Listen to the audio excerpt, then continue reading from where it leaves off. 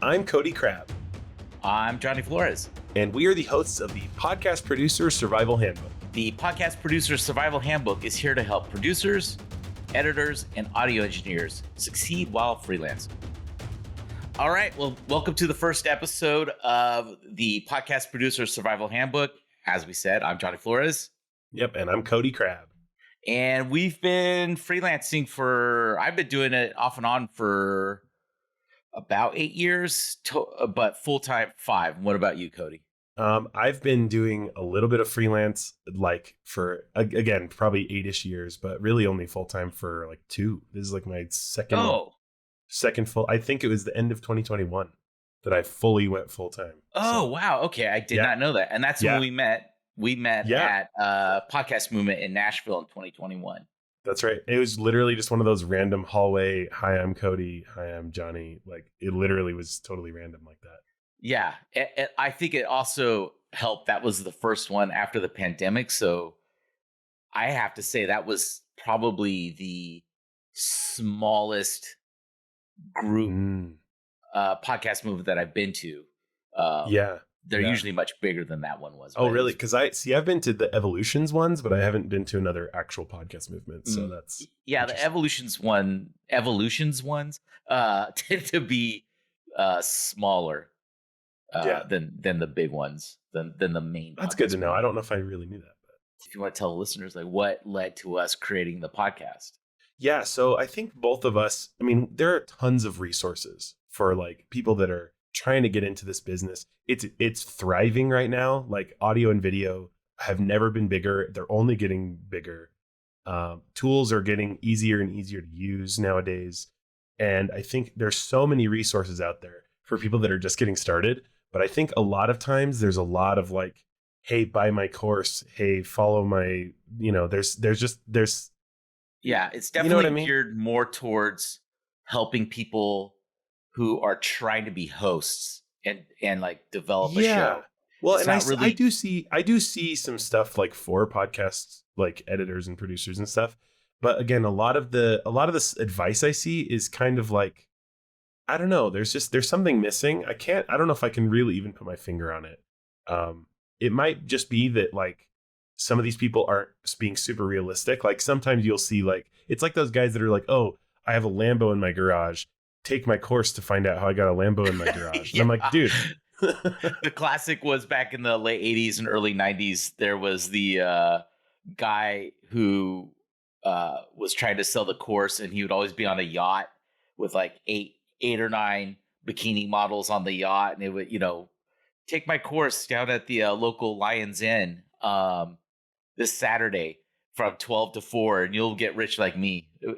That's It's just pay me lots of money to do it. Well, and that's the other thing, because I think we both get asked a lot about this.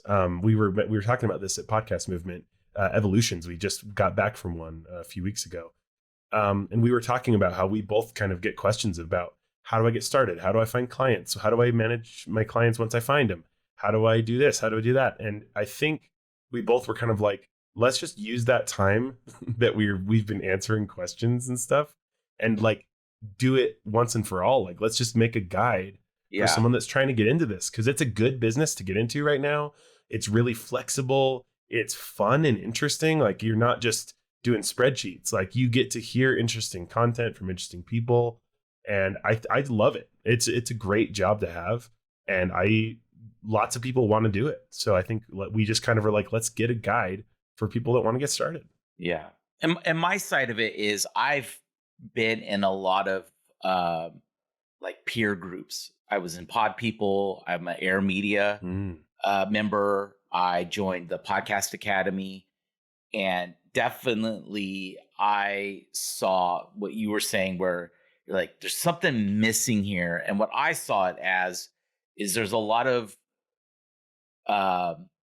join our group, join this, because we're going to help you succeed in this career. But what ends up really happening is they ask for money. Not all of them, but a lot of organizations will ask for money to be in the membership. You're like, great, what benefits am I going to see out of this? And or they just want you to join. And I feel like a lot of the time it's to bolster themselves as opposed to really the community that has joined this organization. The Yeah. only one that I've seen that really, not to be too critical of any of these groups that have really, um, you see some benefit is Air Media, because Mm. they have a really robust job board and stuff like that, which we'll do a whole episodes about this later on. Yeah. But yeah, I just saw this group, this need, and what usually ended up happening for me at Podcast Movement was I ended up talking to other producers and editors and engineers who are just like, I don't know how to handle this client. I don't know what to do. And I ended up providing way more career advice than I did to anybody about, providing any advice in regards to, here's what you need to do with your podcast. What's the technical Yeah. aspects that you're Yeah. working in? Are you being consistent about posting episodes? All that stuff that us people behind the scenes know how to do. But um, so yeah, and then we just started talking, and like, we should just do a podcast about the It's that career classic. advice. It's like that classic thing of like, we should start a podcast. Yeah. And the thing is, like, it's not like either of us are geniuses at this. It's just that we're both making it work, and we are both in completely different situations. So I think kind of between us, we've got a really interesting mix of advice that we can give, where some other people may kind of have a different perspective, but we're both completely independent. We do our own thing. We're completely freelance. We control our own schedules. And it's a great feeling. One of the things we mentioned in the trailer is work-life balance. I mean, I've got kids. That's really important to me. And it's easy for me to, it's really important to me to want to have that balance. So, freelancing is kind of not an option for me. It's a necessity. I need to do it. So, I know a lot of people like that, and I want to help them get started if that's what they want to do. And I went the opposite way. My girlfriend and I don't have kids, but when I first started freelancing, I went overboard and would like work all day. From the time my girlfriend left for work, I'd start working. I would not eat. I would forget to eat because I was just so excited. Like that. It became a necessity where I'm like, I really love doing this. This is something that I find it fulfills my creative side. It fulfills my collaborative side. Mm-hmm. I keep saying words wrong in this thing, but collaborative, my collaborative side, and also that team dynamic too, but also independent, very independent. My clients count on me to be the expert. Yeah, so exactly. So I dove in too deep and had to really. Bro, I'm still there. I still work way too much. We talked about this also at Podcast Movement. I work way too much. And that's another reason I wanted to do this, because I feel like this is a good kind of mastermind kind of situation where we can kind of share our best practices with each other, and then also kind of in the world. Like we each have our strengths for sure, that there's like, I think we could learn from each other on. So I think that's going to be interesting too. But Yeah. But then why not share that with everybody? If we're learning some stuff, why not just kind of get that out in the world? So You had said at Podcast Movement how you really like to share your knowledge to help other people succeed, and I was like, I do too. And I think that's another thing we bonded over was we do have this knowledge. It's not a silo. Helping other people get work doesn't take work from us. that was a mindset I think that took me a while to get out of, because I was like, well, no, if you get a client, then I don't get that client. But that's not how it works. I mean, in a literal sense, it does work that way, but it doesn't matter. Like there's a 99% chance we weren't competing for business anyway. But even if we were, like, it's an abundance mindset. There's enough to go around. There is. I refer people all the time. I get contacted about tape syncs, and I don't really do tape syncs anymore.